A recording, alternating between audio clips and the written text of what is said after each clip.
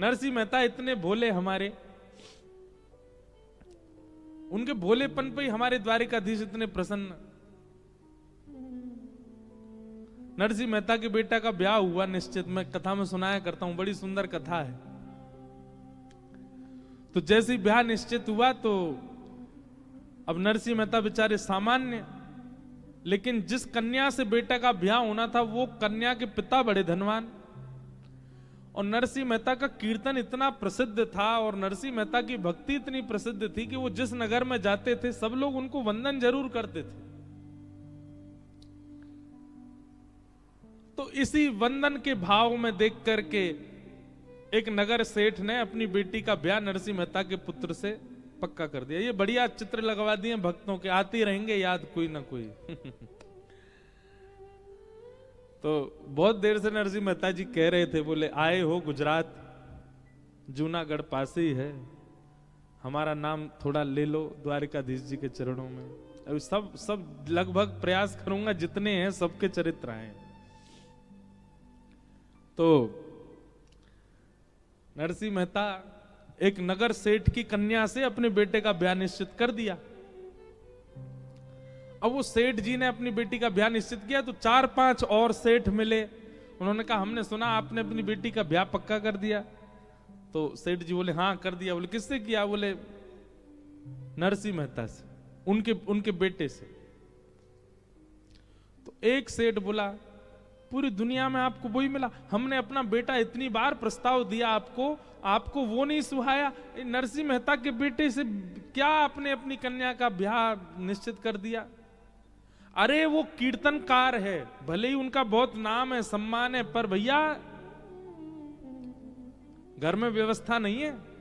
तुम्हारी बेटी राजघराने जैसे रहने वाली, उनके घर में कैसे निभेगी?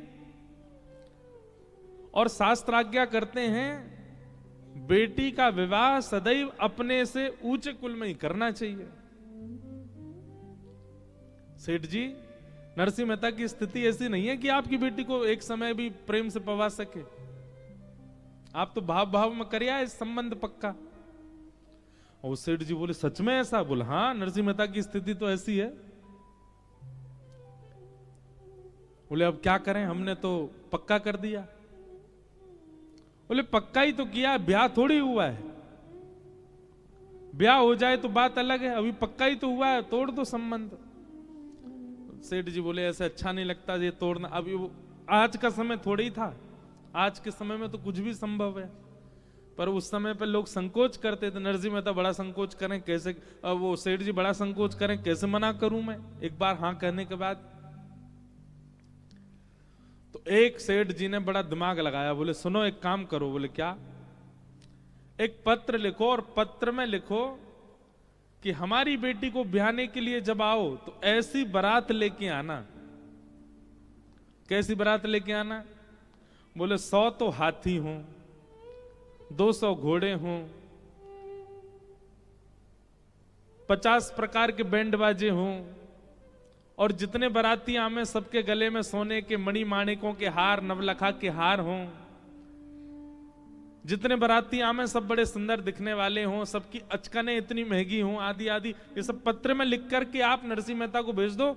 नरसिंह मेहता जैसे पत्र देखेगा और सोचेगा इतनी व्यवस्था तो हम कर ही नहीं सकते, अपने आप खुद ही तोड़ देगा संबंध, आपकी बेटी सुरक्षित हो जाएगी।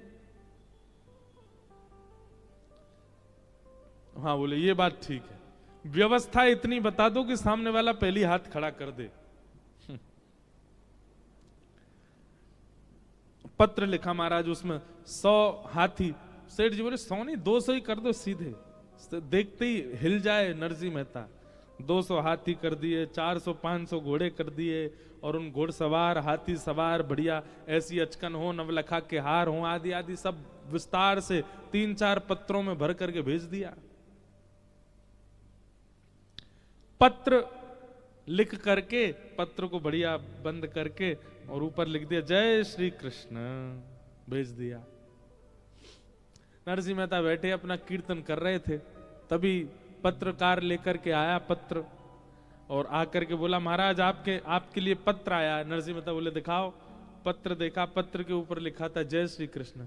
बोले ए सुनो इधर आओ। इस पे क्या लिखा है? बोले जय श्री कृष्ण। बोले जय श्री कृष्ण लिखा है, कहीं पर भी जय श्री नरसिंह लिखा है? नरसिंह मेहता लिखा है? कहीं नहीं लिखा। तो मेरा पत्र क्यों हुआ? जय श्री कृष्ण लिखा है, इसका मतलब ठाकुर जी का पत्र है, मेरा पत्र नहीं है ये। और भैया किसी और का पत्र तो खोलना भी नहीं चाहिए, जिसका पत्र वही देखेगा। नरसिंह मेहता ने खोला ही नहीं, दर दिया ठाकुर जी के, ठाकुर जी आपके किसी प्रेमी ने आपके लिए पत्र भेजा, बड़ा भारी पत्र है, अब मैं तो इसको खोलूंगा नहीं नाथ।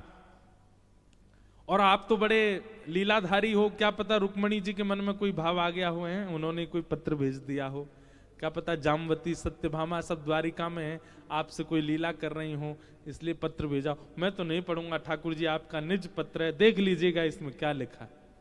और पत्र धर दिया, खोला ही नहीं। ठाकुर जी मन ही मन सोच रहे नरसिंह 200 हाथी लिखे इसमें, खुल तो ले एक बार। पर नरसिंह मेहता तो ठाकुर जी को छोड़ दिया। अब यहां सेठ जी ने कुछ दिन प्रतीक्षा करी कि नरसिंह मेहता संबंध तोड़ने का कुछ भाव और करेंगे, पर नरसिंह मेहता की तरफ से तो कोई प्रस्ताव ऐसा आया नहीं। सेठ जी ने बीच में एक बार किसी को भेजा, बोले जाके देख पूछ के आओ नरसिंह मेहता तैयारी कर रहा है क्या।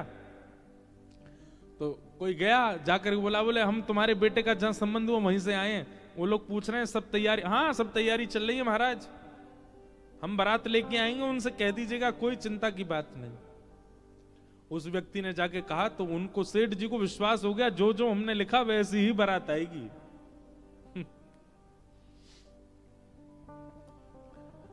अब नरसिंह मेहता के बेटे के ब्याह का समय आया, बारात के लिए घोड़ी लेने गए। एक बेचारी घोड़ी बूढ़ी हो गई थी, मरणासन अवस्था में थी, कुछ ही दिन में उसके जो है प्राण जाने वाले थे, उसको तो लेके आए। बारातियों के पास गए तो बाराती उल्टा कर्जा बोले हमारा कर्जा है, तुम पहले वो चुकाओ फिर जाएंगे। नरसिंह मेहता के बेचारे 4-5 बाराती हो गए, उनमें भी 1-2 अंधे थे, 2-3 ऐसे थे जो बिना किसी सहारे के चल ही नहीं पा रहे, ऐसी तो बारात। नरसिंह मेहता लेकर निकले अपने पुत्र की बारात। घर में विराजमान ठाकुर जी बेचारे मन में सोचने लगे, मेरे नरसिंह ने पत्र मेरे चरणों में रख दिया, ये कह के कि आपका पत्र है, आप जानो, अब तो मुझे ही जानना पड़ेगा। और जो जो पत्र में लिखा था सब ठाकुर जी ने देख लिया। हमारे श्री द्वारिकाधीश तुरंत बलराम जी के पास गए, बोले दाऊ दादा चलो। बोले कहां? बोले बारात में जानो। बोले कौन की? एक हमारे भक्त है, के लाला की बारात में जानो, चलो। और यदुवंशियों को सबको तैयार कर दिया महाराज। इसी कलिकाल में ऐसे सुंदर सुंदर हाथी, हाथियों के ऊपर रत्न जड़ित सिंहासन, उन सिंहासनों पर सुंदर सुंदर राजा बैठे हैं, दुनिया भर के घोड़े, उन घोड़ों पर सुंदर यदुवंशी बैठे हैं।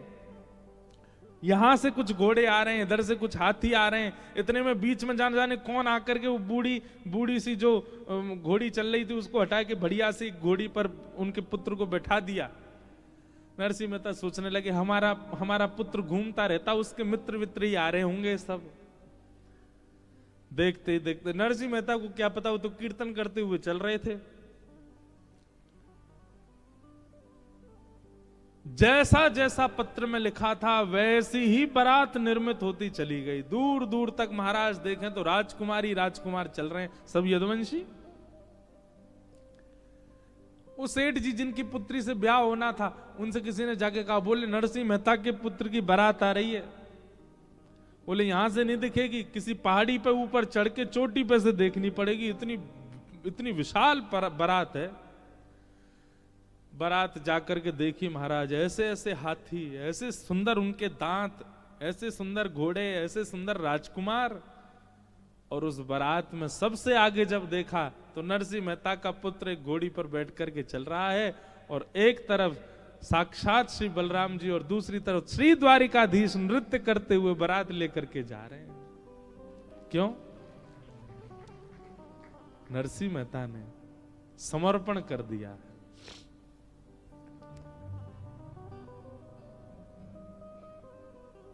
ठाकुर जी के मन को समझो, ये कथाओं के द्वारा क्या करना है, ठाकुर जी के व्यवहार को, ठाकुर जी के मन को, ठाकुर जी की स्थिति को समझ लो और वैसे बन जाओ।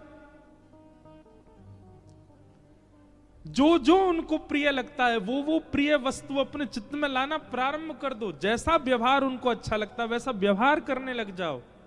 जो आहार उनको प्रिय लगता है वो आहार पाने लग जाओ। जैसा वस्त्र उनको प्रिय वैसे पहनने लग जाओ। ये कथाएं किस लिए होती हैं? ये पितृ मुक्ति के लिए, ग्रह शांति के लिए, व्यापार वर्धन के लिए। ये सब नहीं है, ये सब आप अपने कर्मों से कर सकते हैं। ये तो केवल भगवत प्राप्ति के लिए कथा है। और भगवत प्राप्ति कब होगी? जब जिससे संबंध बनाना पहले उसको जान तो लो वो है कैसे। आज हमने क्या सीखा? ठाकुर जी को गुरु निष्ठा बहुत प्रिय है, तो अपने गुरु के प्रति निष्ठा प्रगाढ़ कर लो। दूसरा क्या देखा? ठाकुर जी को भोलापन, जैसा नरसिंह में है वो बहुत प्रिय है। भोले बन जाओ, सरल बन जाओ।